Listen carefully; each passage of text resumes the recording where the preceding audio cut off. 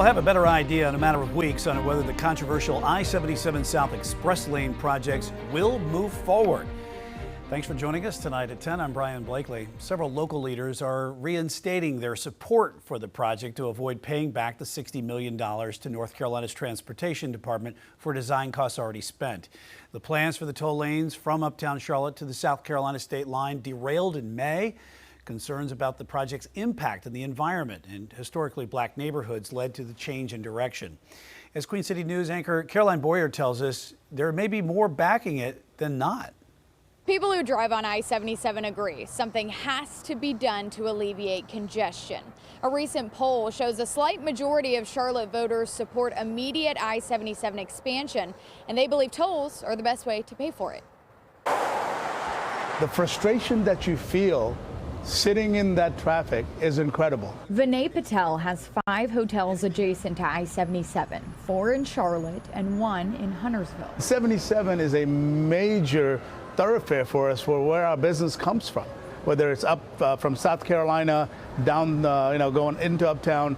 Our guests, more importantly, our team members use that artery to come to work. As someone who benefits from that business and who sits in traffic on the interstate several times per day, he's a big proponent of what could be financially the largest transportation project in North Carolina history. We're not doing it for us. We're probably not even doing it for our kids. This is something that our grandkids and beyond will benefit. This is generational. It's been in the works since 2014, but recently hit a major roadblock.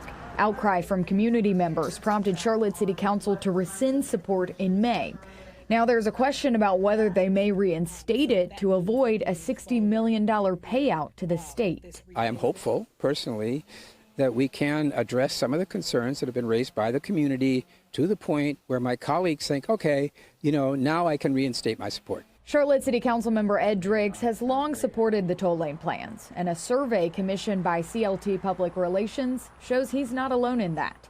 It found 51.5% of respondents believe Charlotte should move forward with the proposed expansion of I-77 South immediately. 50% also chose tolls charged only to drivers who use the new lanes as the preferred funding mechanism. If the city doesn't go through with the proposed plans, it stands to lose $700 million in state funding. We have a potential of losing tourists, losing businesses, because they don't want to deal with it anymore. I understand some of the concerns that there are, but the answer is not to say let's not do it. The clock is ticking on the decision, as local leaders have until early October to make a move or miss the opportunity.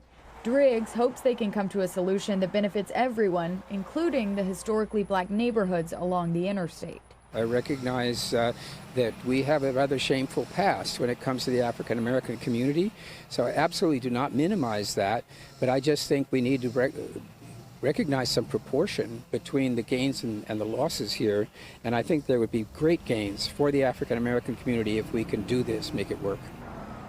The Charlotte Regional Transportation Planning Organization will vote at its September 23rd meeting on whether to reinstate support for this project. Charlotte City Council members are expected to have a discussion sometime between now and then to decide what their stance will be. In Charlotte, Caroline Boyer, Queen City News. Groups that have challenged the existing I-77 plan want state and local leaders to consider alternatives, and one of them, Sustain Charlotte, has offered potential solutions beyond the toll lanes to make it easier for commuters to use the highway. They include bus use on the shoulders of I-77 during peak traffic times and using traffic lights on ramps to space out the drivers entering the highway. DOT has really only talked about one solution or one approach to solving this problem. We have noticed that at least at the local level and at the state level, in fact, there is a desire to know what else can be done. Groups have also called for accelerating the expansion of the Blue Line light rail to the southern part of Mecklenburg County and a commuter rail connection to York County. Queen City News Plus. Just search Queen City News on your smart TV's app store.